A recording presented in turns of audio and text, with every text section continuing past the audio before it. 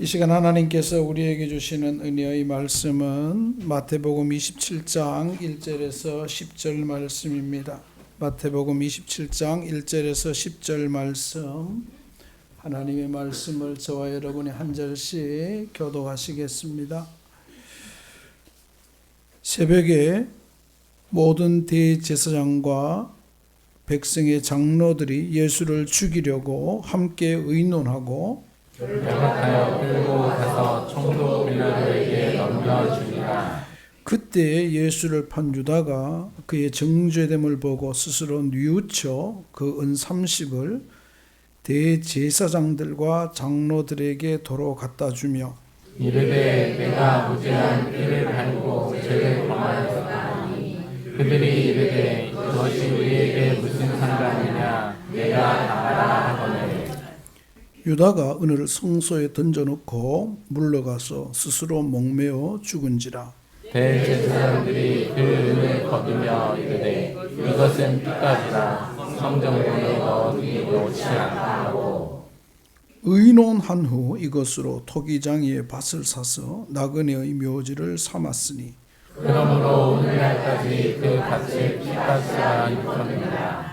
이에 선지자 예레미야를 통하여 하신 말씀이 이루어졌나니 일렀으되 그들이 그 가격 매겨진 자 곧 이스라엘 자손 중에서 가격 매긴 자의 가격 곧 은 30을 가지고 통기장에 밭값으로 주었으니 이는 주께서 내게 명하신 바와 같으니라 하였더라. 아멘. 할렐루야. 아멘. 우리 서로 인사하겠습니다. 하나님의 은혜와 평강으로 충만하시기 원합니다.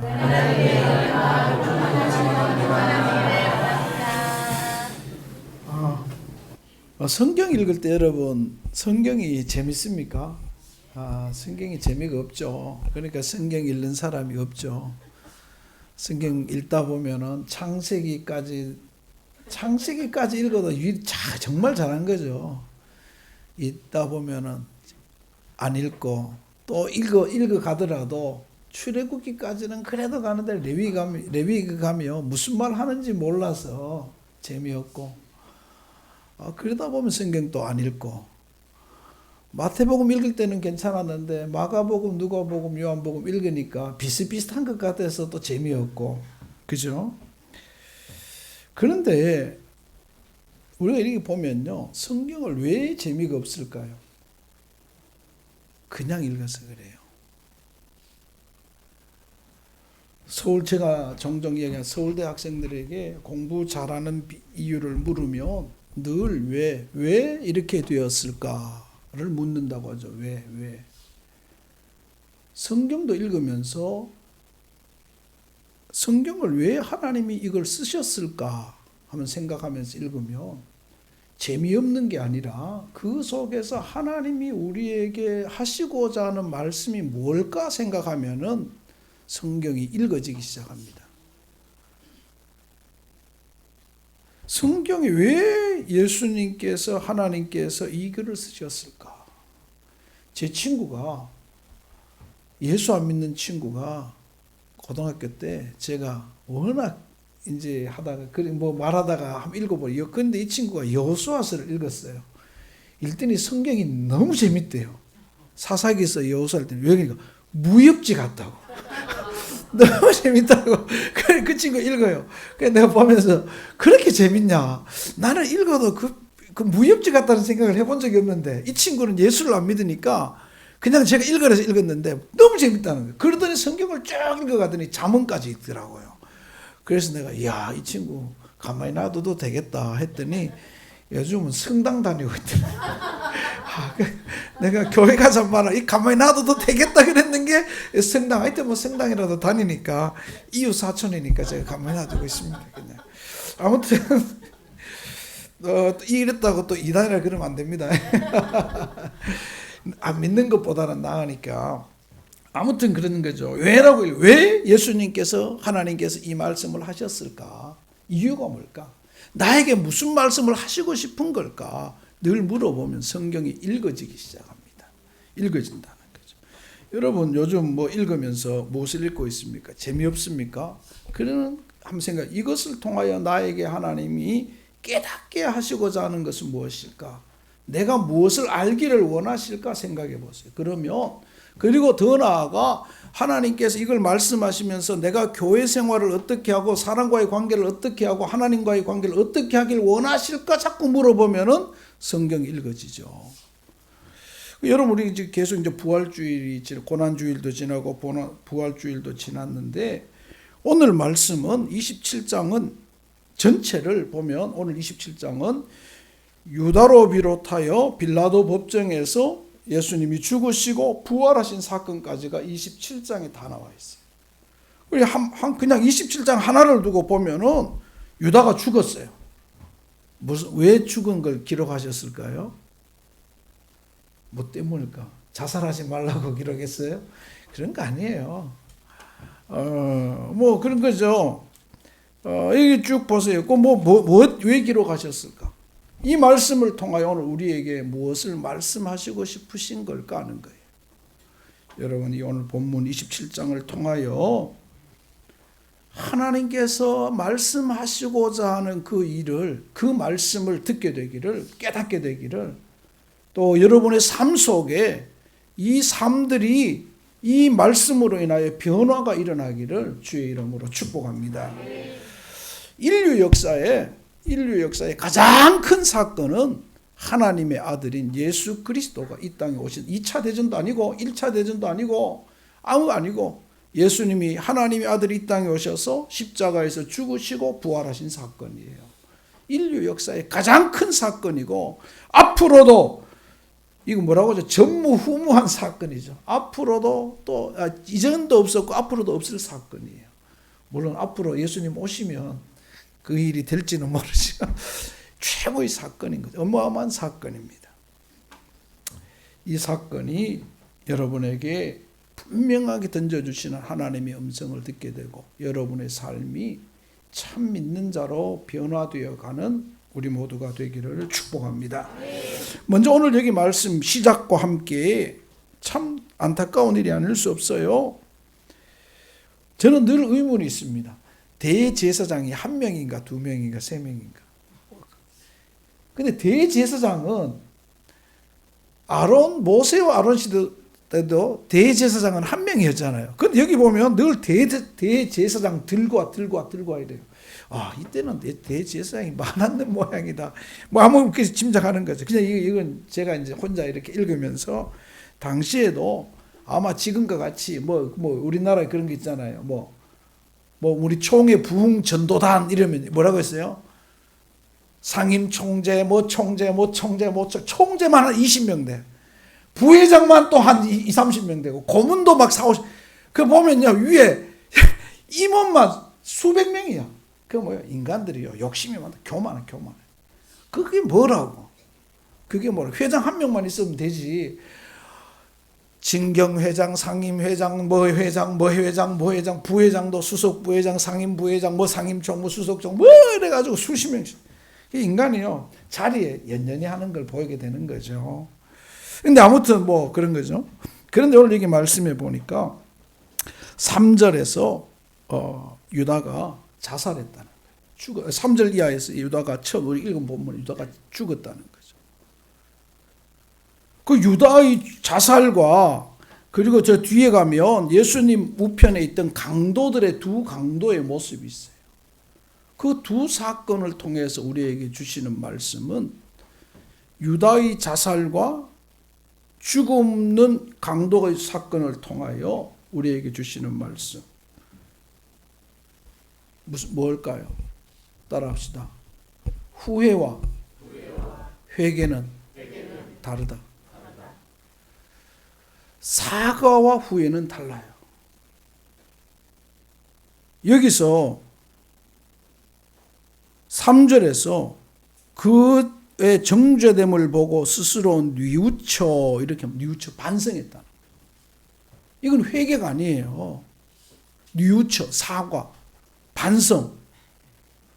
그러나 예수님 우편에 있던 한 강도는 예수님 낙원에 이를 때 나를 기억해 주세요. 이 한마디 큰 거창한 회개도 아니에요.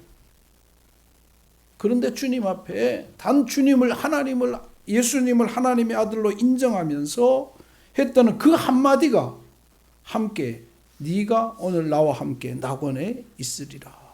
이렇게 말합니다. 오늘 우리는 살아가면서 우리 성도들 사이에서도 사과합니다.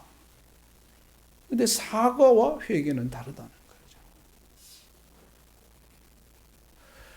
유다는 사과는 했어요. 반성은 했어요. 그러나 하나님 앞에 회개하지 않았어요. 따라합시다. 사과는 인간에게 하는 거고 회개는 하나님께 하는 거예요. 잊어버리면 안 돼요. 우리는 가끔 후회하고 사과한 그것을 회개로 착각합니다.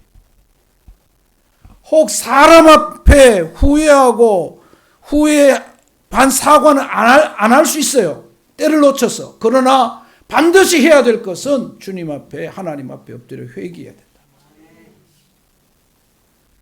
이 강도는 자신이 때리고 돈을 빼앗고 죽인 일에 대해서 사과하지 않았어요. 사과할 시간이 없었어요. 단지 예수님 앞에서 회개만 합니다. 물론 우리에게 시간이 있다면 찾아가서 사과도 하고 회개도 해야 됩니다. 네가 예배드리기 전에 형제와 싸운 일이 있거든 가서 화해하고 와서 예배드리라. 이렇게 말해요. 우리 성경 쉽게 보면 그런 거잖아요. 네 예배드리다가 네 안에 분을 품고 예배드리지 말고 가서 화해하고 용서하고 와서 예배드리라. 이렇게 말해요. 오늘 우리 그런 거죠. 용서가 사과가 굉장히 중요합니다. 그럼에도 불구하고 사과와 반성은 구원에 이르지 못한다는 거죠. 세상 사람들도 사과하고 반성하고 후회합니다. 그러나 회개는 오직 예수님을 믿는 자만 할 수 있는 거예요. 그래서 우리는 회개해야 됩니다. 그래서 또 이 유다와 강도를 통하여 보여주는 말씀은 따라합시다. 회개는 아무리 늦어도 늦은 게 아니다. 회개는 아무리 늦어도 결코 늦지 않다는 거예요. 우리가 언제 해야 될지 모르기 때문이죠. 죽을 때. 제가 지난 목요일에 어떤 장로님 한 분을 만났어요. 장로님은 경희대학교에서 평생을 이제 꼭 직원으로, 그래서 아주 높은 직위에서 은퇴를 하신 분이에요. 그 장로님이 이제 은퇴하시고 지금 세무사를 하시는데 그 장로님과 대화 중에 그런 말을 해요.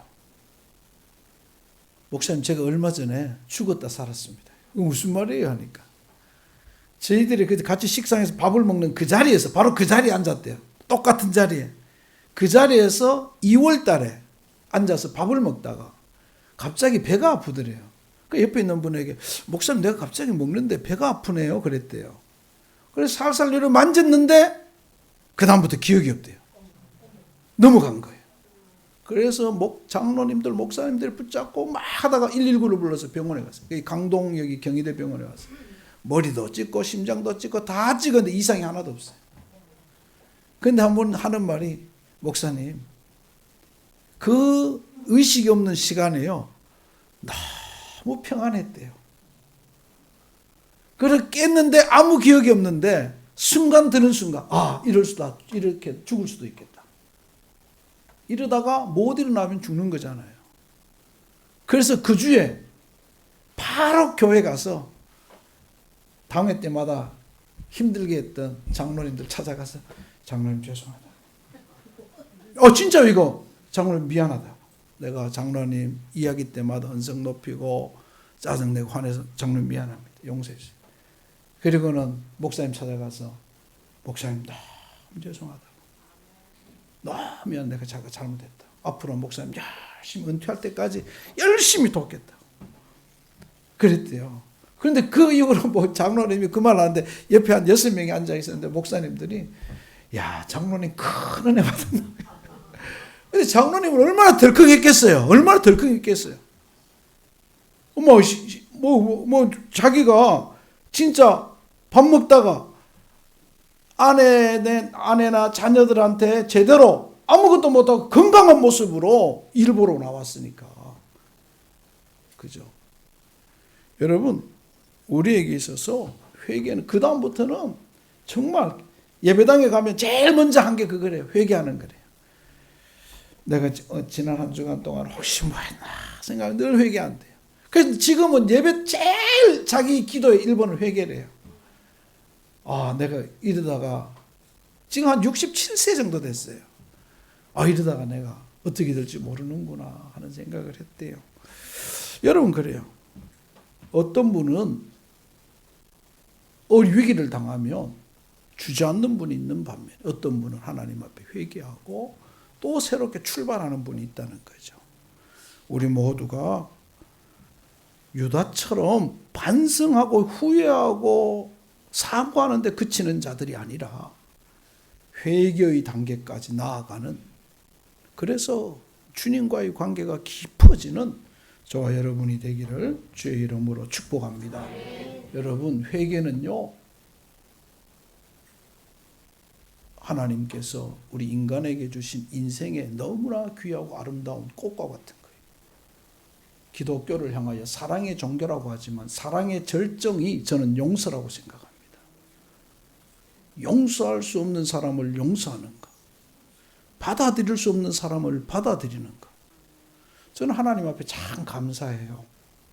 제 성품이 여러분 굉장히 강한 것 같지만 굉장히 열해요. 눈물도 많고, 누가 내한테 미안하다 안 해도 시간 지나면 저는 잊어져요. 괜찮게 봐요. 그냥 미워하지는 않아요. 그냥 막 이렇게 좋아하지는, 다가가지 않아도 내 속에 미움은 하나도 없어요. 저는 제 친구들한테도 그래요. 저는 많이 어려서부터 많은 어려움을 당했어요. 그럼에도 불구하고 그런 친구도 한 명도 제 속에 요만큼도 트럭이 안 남아있어요. 그냥 보면 반갑고 좋고. 저는 제가 참 많이 동네에서도 형제가 없었잖아요. 우리 어머니 아버지가 이북에서 내려오셔서 포항에 왔기 때문에 동네 시골 원부락으로 보면요, 이방인이에요. 얼마나 그 텃세가 심한 줄 알아요, 시골이요. 저는 힘이 세요. 근데 늘 맞았어요. 왜냐면 그쪽은 다 형제 2명, 3명 있으니까. 한 명은 상대할 수 있는데, 이러다 보면은 뒤에 형이 와가지고 딱 때려요, 나를. 그리고는 그때 되면 어떻게 돼요? 그다음부터는 힘이 없는 놈이 나를 때리는 거예요. 나는 그냥 막고 있어요. 왜? 뒤에 형이 서 있으니까. 형이 한 명도 아니고 2명이 떡 서 있어 봐요. 그 형이 이른다. 붙어. 싸워 그래요. 난 못 때려요. 때리면 형이 와서 또 때리고. 그러니까 이제 그냥 맞아야 되는 거예요. 쫓 터지다. 혼자 있을 때는 이제 한번 하는 거, 해보는 거죠. 그 많이 맞았어요. 그런데요, 그 때린 형도 나중 되니까 밉지를 않더라고. 그냥 그 동네 형이더라고, 동네 형. 여러분, 그죠? 근데 우리가 좀, 물론 제가 군대에 있을 때 나를 괴롭힌 놈들 잡아 죽인다고 했지만, 근데 솔직히 안 미워요. 그러니까 이제 마음이 이제 찌꺼기로 좀 남아있어요. 남아있기는. 그냥 미움보다는 어떻게 살까, 그 친구들이. 나를 괴롭힌 구례의 강옥중, 송정의 황창년, 광주의 강성한, 어떻게 살고 있을까?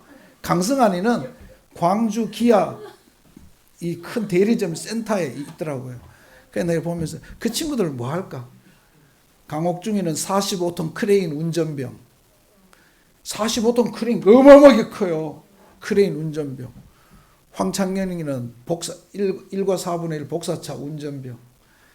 그 강옥중에는 창고. 이게 하여튼 걔들을 이렇게 보면서 어떻게 잘 살고 있을까 궁금해요. 궁금하기는. 근데 그 이름이 안 잊어져요. 초등학교 1학년 때부터 고3 졸업할 때까지 선생님들 이름이 안 잊어져요. 날 기억해요. 뭐 하실까? 뭐 할까? 아무튼 여러분, 그죠? 오늘 우리 모두가 후회해서 반성해서 사과해서 그치는 자들이 아니라 예수님 앞에 나아가 회개의 단계까지 이르는, 그래서 주님이 주시는 회개에 이르러서 하나님이 주시는 크고 놀라운 은혜를, 영적인 새로운 세계를 볼 수 있는 저와 여러분이 되기를 주의 이름으로 축복합니다. 여러분 큰 은혜를 받으면요, 큰 능력을 체험하면요, 작은 것이 아무것도 아니에요. 내 호주머니에 큰 금덩어리가 있으면요, 반지 하나 떨어진 거 줍지 않아요. 그거 줍다가 내 호주머니에 금덩어리 누가 보게 될까봐 금덩어리 잡고 있지. 내게 큰 하나님의 은혜가 있으면요, 세상 거 별거 아니에요. 여러분들 큰 은혜를 받아서 세상을 넘어서는 믿음의 사람들 되시기를 주님의 이름으로 축복합니다. 두 번째는 오늘 여기 말씀에 보면, 두 번째는 오늘 성경은 죄의 점진성을 말합니다. 한번 볼까요? 여기 보니까 20절에 우리 읽지 않았지만 20절 다 같이 읽겠습니다. 시작.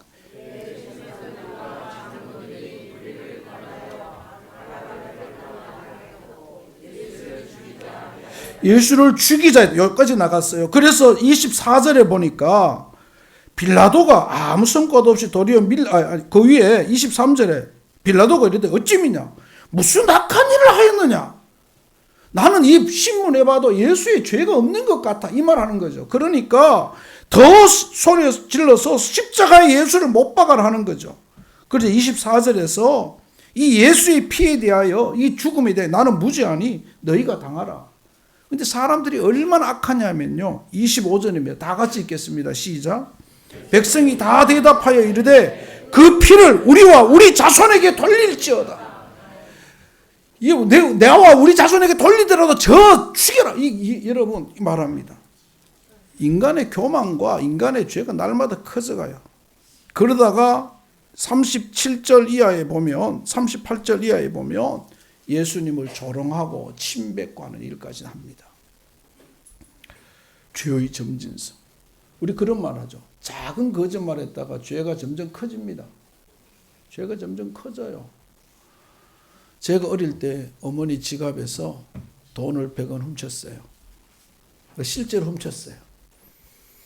너무 먹고 싶은데 돈은 없고 하다 보니까 훔쳤어요. 그래도 훔친데 마음이 약해서 쓰지를 못했어요. 어디 밑에 뒀냐? 장판 밑에 뒀어요. 근데 엄마가 청소하다가 장판 밑에 100원을 발견했어요. 근데 엄마가 안 가져가고요, 나한테 물어요. 지갑에서 100원이 없어진 것 같아. 나는 모르는데요. 자, 훔쳤어요. 이제 모르는데요, 거짓말했어요. 나중에 엄마가 100원을 찾아서 엄마가 묻습니다. 여기 100원이, 그러니까 나 전혀 진짜 모른다고. 나는 절대 모른다고. 뭐 계속 거짓말 하는 거예요.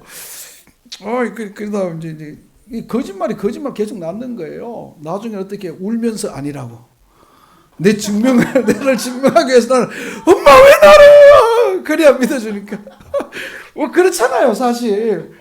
안 해본 것처럼 웃네. 사람이 그래요.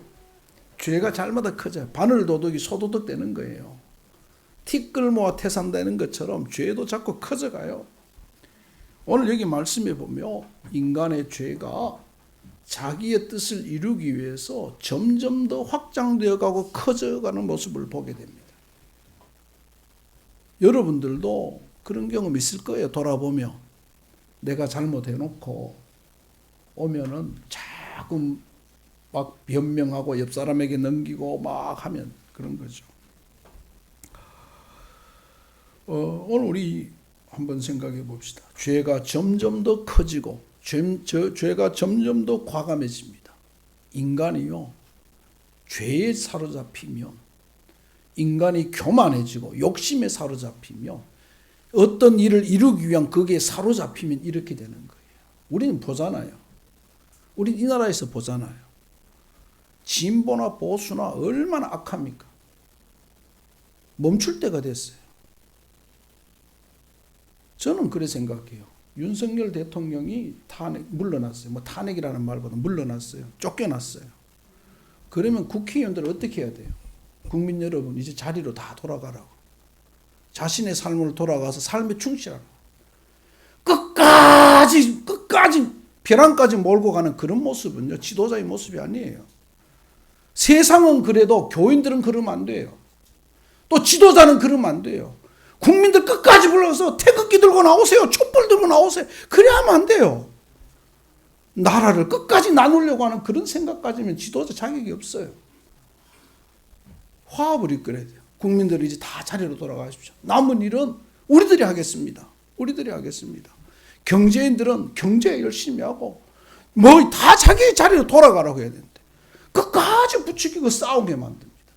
그리고 살짝 자기들은 빠져 의로운 척. 아주 얍삽한 거죠. 약은 거죠. 그래 하면 안 돼요. 저는 제일 그때 너무 안타까웠어요. 이제 끝났으니까 우두머리가 물러났으니까 대통령이 내려갔으니까 국민들은 자리로 돌아가십시오. 열심히 자신의 삶에 최선을 다하십시오.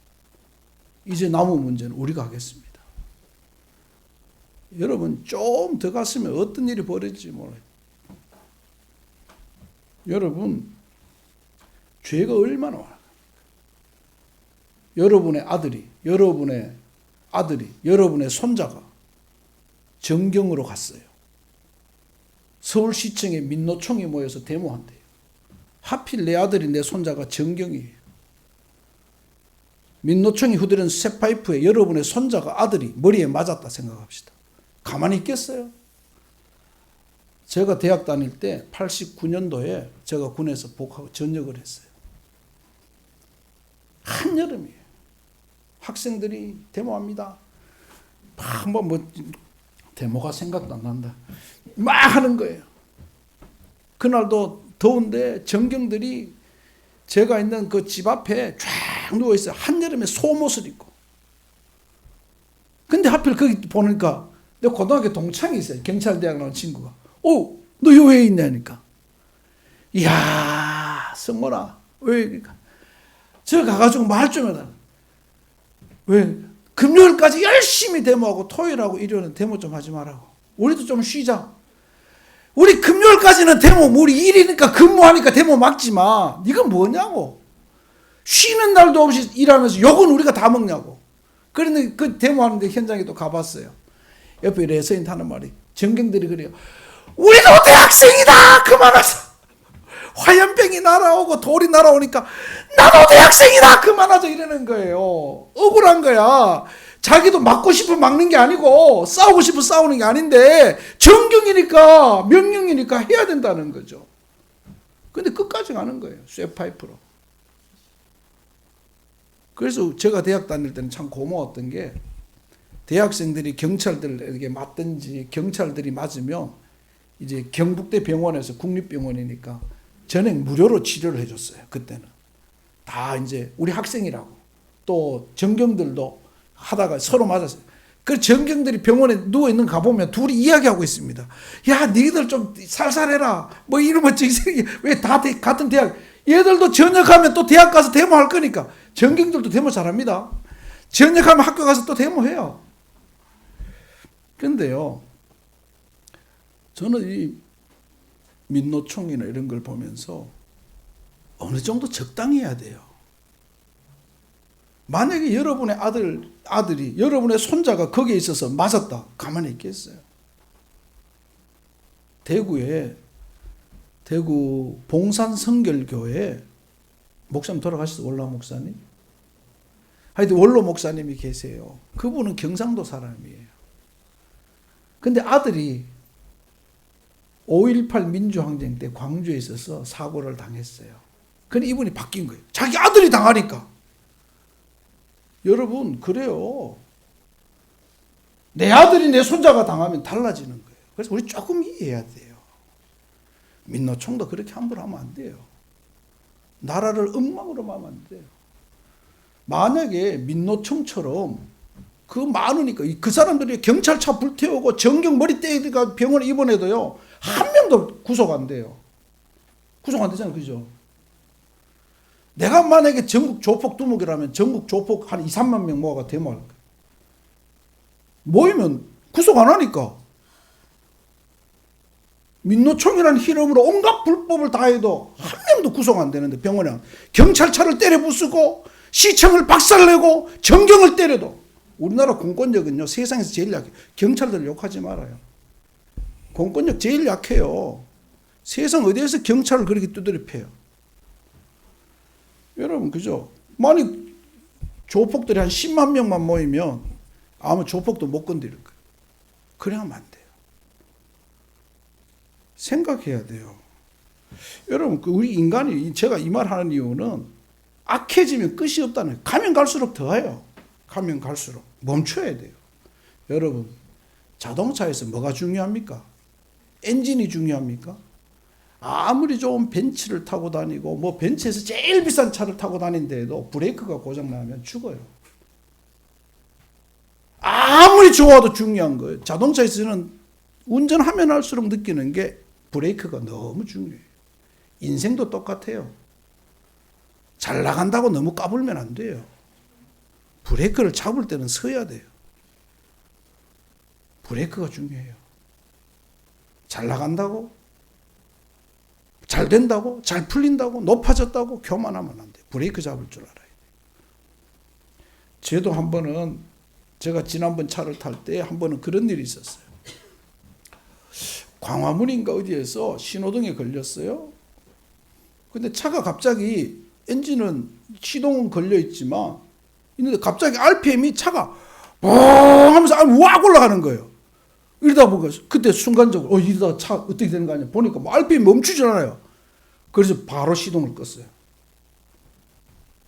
식은땀이 나더라고. 이게 이렇게 급발진인가 할 정도로. 만약에 그때 신호가 바뀌어서 내가 브레이크 잡고 있는데도 쫙 올라가는데 만약에 그게 신호가 바뀌어서 차를 밟아버리면 어떻게 되겠어요? RPM이 5를 넘어가요. 그럼 어떻게 돼요? 차가 총알처럼 튕겨나갈 거예요. 그 순간 서 있을 때 올라가기 급하게 껐어 망정이지. 만약에 신호가 바뀌어서 엑셀에다 브레이크 띄고 엑셀을 밟는 순간 했다면요. 장로님, RPM이 갑자기 4, 5 올라가면 손격이 갑자기 팍 나가는 거예요. 총알처럼. 그럼 죽는 거예요, 내가. 여러분 생각해요. 근데 다행히 신호등 걸린 상태에서 그냥 이유가 없어요. 그냥 꽝 하면서 막 소리가 얼마나 큰 놀라가지고 딱 껐어요. 그 식은땀이 쭉 나. 이렇게 급발진 사고 나는구나. 인생에 있어도 마찬가지예요. 여러분, 성공할 때는, 잘 될 때는, 돈이 쉽게 풍년 때는 흉년을 대비하고, 건강할 때는 아플 때를 대비하고, 잘 나갈 때는 혹 미끄러질 때를 대비해야 돼요. 여러분, 나무 올라갈 때가 쉬울까요? 내려올 때가 쉬울까요? 아니에요. 올라갈 때가 쉬워요. 내려올 때요. 올라갈 때는 옷이 안 찢어져요. 나무 안 올라가 봤죠? 큰 나무 올라갈 때요. 옷이 하나도 안 상해요. 안 찢어져요. 내려올 때 옷이 찢어져요. 내려올 때 무릎도 까지고 발목도 까지고 그래요. 내려올 때가 중요해요. 여러분, 저는 나무 많이 올라갔잖아요. 어릴 때 시골에서. 올라갈 때는 위로만 보고 올라가는데 내려올 때는요. 보면 겁나요. 솔직히 겁나요. 내려올 때는요. 하나하나 조심해서 내려와요. 그렇잖아요. 우리 아주 쉬운 말로 계단 올라갈 때는 여러분 잘 올라가잖아요. 내려올 때 무릎 상한다 하잖아요. 여러분 태국 캄보디아 가면 앙코르와트가 있잖아요. 앙코르와트 계단요. 그 가파른 거예요. 올라갈 때는 대부분 다 올라가요. 언제 죽어요? 지금 봉쇄해놨죠. 왜 그래요? 내려올 때 떨어져 죽어요. 여러분 늘 우리 인생이 그래요. 인생이. 그래서 우리는 교만하지 말아야 돼요. 죄의 점진성은 성경이 말하는 이유는 죄는 멈추지 않는다는 거예요. 멈춰야 돼요. 교만해지고 인간은요 악에 바치면요 끝까지 가요. 우리말 그런 말 있죠. 뭐라고요? 못 모두 고다. 못 모두 고다. 무슨 말인지 모르죠. 여러분 다 너무 착해서 이 목사가 타락해서 이거 큰일 나네. 못 모두 고다 그런 게 이게 뭐냐면 에라 모르겠다 한번 가보자는 거죠. 그래서 우리 여러분 모두가 정말 우리 보면서 늘 겸손하게 늘 자신을 돌아보고 늘 상대방을 존중할 줄 아는 우리 모두가 되기를 주의 이름으로 부탁합니다. 세 번째는 오늘 27장 핵심입니다. 우리 51절부터 3절까지 다 같이 읽겠습니다. 시작.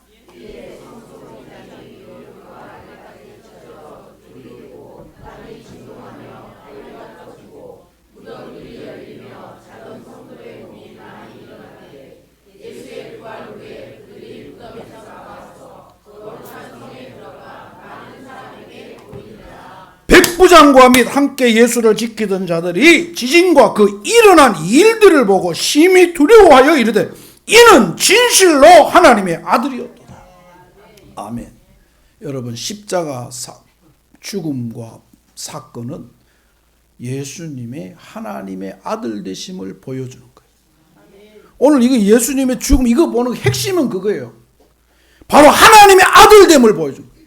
인류 역사에 한 번도 없었다던 예수님의 부활이 예수님보다 먼저 있었어요. 뭐예요? 52절에 무덤들이 열리며 죽었던 성도들의 몸이 많이 일어나대. 예수 부활 후에 그들이 무덤에서, 그러니까 그때까지는 무덤이 열려도 무덤에서 안 나왔던 거예요. 살아나도. 그죠? 그 말이잖아요. 부활 후에 그들이 그때까지는 무덤에만 있다가 깨어나도 그 후에 무덤, 예수님의 부활과 함께 무덤에서 나와서 거룩한 성에 들어가 많은 사람에게 보이니라. 여러분 생각해 보세요. 윤정옥 권사님 죽었던 엄마가 살아서 나왔다 생각해 보세요. 김인철 집사님 얼마나 놀라겠어요. 이들이 나와서 사람 앞에 보이면서 예수님의 부활과 함께 내가 살아났다고. 여러분, 이거 얼마나 놀라운 일이에요. 사람들이 보면서 그때 당시에는 두렵고 떨림으로 정말 예수님이 하나님의 아들이었구나, 예수님의 신의 아들이었구나, 메시아였구나 고백하지 않겠어요? 여러분, 이 십자가 사건은 그냥 죽고 부활의 사건이 아니라 나는 하나님의 아들이다, 나는 하나님이라고 세상을 향하여 외치는 예수님의 함성이었어요. 소리였어요. 여러분, 우리 그걸 잊어버리면 안 돼요. 이 십자가 사건을 통하여 이 무덤에서 예수님의 부활과 부활했던 이들을, 살아났던 이들을 통하여 오늘 우리에게 말합니다. 너희들도 예수님의 부활과 함께 다시 살아날 거다. 이걸 말씀하시는 거예요. 나와 함께하는 자에게 일어날 일들을 예수님이 보여주는 거예요. 여러분, 오늘 우리 모두가 예수님의 이 십자가를 보면서 성경을 통하여 우리에게 들려주시는 분명한 하나님의 음성을 듣고 세상이 어떠하든지 간에 담대하게 예수 믿고, 정말 담대하게 예수 믿고 자신 있게 예수 믿고 주님 주시는 평안 가운데 주님 신앙생활 잘하는 저와 여러분이 되시기를 주님의 이름으로 축복합니다. 여러분, 그래요. 정말 저는 우리 모든 성도들이 예수님 잘 믿었으면 좋겠어요. 열심히 믿었으면 좋겠어요. 폐잔병처럼 예수 믿지 말고, 목사는 이렇게 당당한데 여러분 좀 폐잔병처럼 예수 믿지 말고 좀 용기 있게 예수님 잘 믿었으면 좋겠어요. 힘 있게 예수 믿었으면 좋겠어요. 죄송합니다. 저는 후배에게 꼭 사과해야 될 친구가 있어요. 그치, 후배인데 저는 내 속에 기질이 좀 군인 기질이 있는 것 같아요.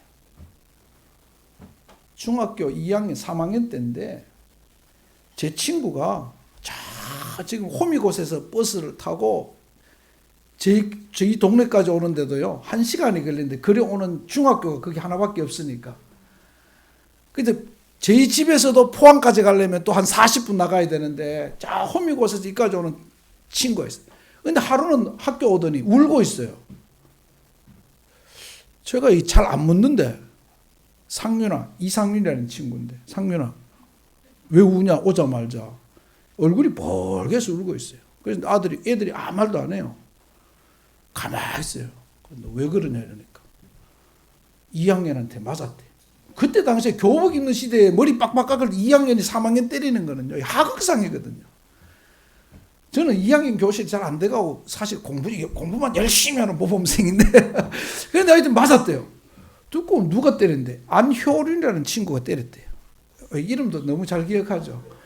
안효륜이라는 친구가 때렸대요. 그 친구 뭔데 키도 크고 몸도 다 좋아요. 그래서 누군데 하니까 같은 동네 사는데 버스가 복잡하다고 밀린다고 자기를 때렸다는, 버스에서. 다른 친구들 보고도 2학년 얘가 워낙 힘이 세니까 아무도 못 건드린대. 와, 이거 뭐 이런 인간이 있나 싶은 거예요. 그래서 오후에 불렀어요. 부르니까요, 이 지가 힘세다고 건들건들 거려요. 이제 우리는 학교 뒤에 소나무 숲이거든요. 해송인데. 불렀어요. 건들건들 거려요. 이제 학년 떼고 한번 붙자고, 제가. 야, 니 아무래도 선배를 때리냐고. 근데 얘가요, 겁은 많아요. 나도 못 싸우는데 싸우자 그러니까 쫄아가지고 가만히 있어요. 다행, 속으로 얼마나 다행인지. 이제 한번 붙자 이러니까 얘가 쫄아가지고, 얘가 싸우자 그러면 내가 도망가야 될지도 몰라요. 내보다 크니까. 근데 붙자 이러니까 얘가 쫄아가지고 가만히 그래 있어요. 그래서 내가 한 방 때렸죠. 그래서 또 가만히 또 한 방 때렸죠. 몇 대 때렸더니 그다음부터 가만히 있더라고. 내가 주먹이 센 모양이에요. 근데 아무튼, 그래서 그 친구를 한 10분 넘게 괴롭혔던 적이 있어요. 늘 미안해요. 늘 생각할 때마다, 그래 안 해도 되는데 내가 왜 그랬을까. 젊은 혈기에 그랬던 것을 생각하면서 후회도 하고. 그런데 그 친구를 만날 길이 없어요. 다 시골 떠났으니까. 근데 아무튼 늘 미안해요. 이름도 늘 생각나는데, 그런 거죠. 여러분, 우리가 한번 생각해 보면요, 악에 바치고 하면 안 돼요. 늘 멈출 줄 알아요. 그때 지금은 기도해요. 그 친구, 하나님 그 친구 어디에 있든지 예수 믿게 해달라고. 예수 믿게 해달라고. 예수 믿다 보면 어때도 소식 들을 수도 있으니까. 사랑하는 성도 여러분, 오늘 우리 모두 가운데 예수님 잘 믿어요. 그 친구가 참 저한테 맞았던 제일 근본적인 이유는 너무 건들건들 거렸어요. 2학년이 3학년 앞에 호주머니에 손도 안 빼고 계속 이런 거 말하는데, 똑바로 안 서? 저는 이 딱딱 좀 이렇게 당당하고 하면은요, 그걸 좋아하거든요. 건들건들대고 뭐 이런 거 별로 안 좋아해요. 너무, 여러분, 아무튼, 그죠? 오늘 우리 모두, 우리 교인들이 신앙생활을 당당하게 했으면 좋겠어요. 따라합시다. 우리는 예수 믿는 믿음의 군인이다. 믿음의 군인이. 군인은 당당해야 돼요. 용기 있어야 돼요. 기질이 있어야 돼요. 찬양도 힘있게 하고, 기도도 힘있게 하고. 여러분, 우리 모두 가운데 영적 군사로서의 모습이 있는, 오늘 예수님 보죠. 하나님의 아들인데, 내 뒤에 하나님이 계신데, 나와 함께 예수님이 있는데, 여러분 모두 가운데 그러한 은혜들이 있기를 축복합니다. 기도하겠습니다. 예수님 감사합니다. 사랑합니다. 우리 모두 가운데 십자가 이 사건을 통하여 우리에게 들려주시는 하나님의 음성을 듣고 늘 회개하며 주님 앞에 엎드리고 겸손하게 내 자신을 복종하며 아버지 늘 낮아짐을 통하여 주의 뜻을 이루고 무엇보다 하나님을 깊이 사랑하는, 예수님을 뜨겁게 사랑하는 우리 모두 되게 하여 주시옵소서. 예수님 이름으로 기도합니다. 아멘.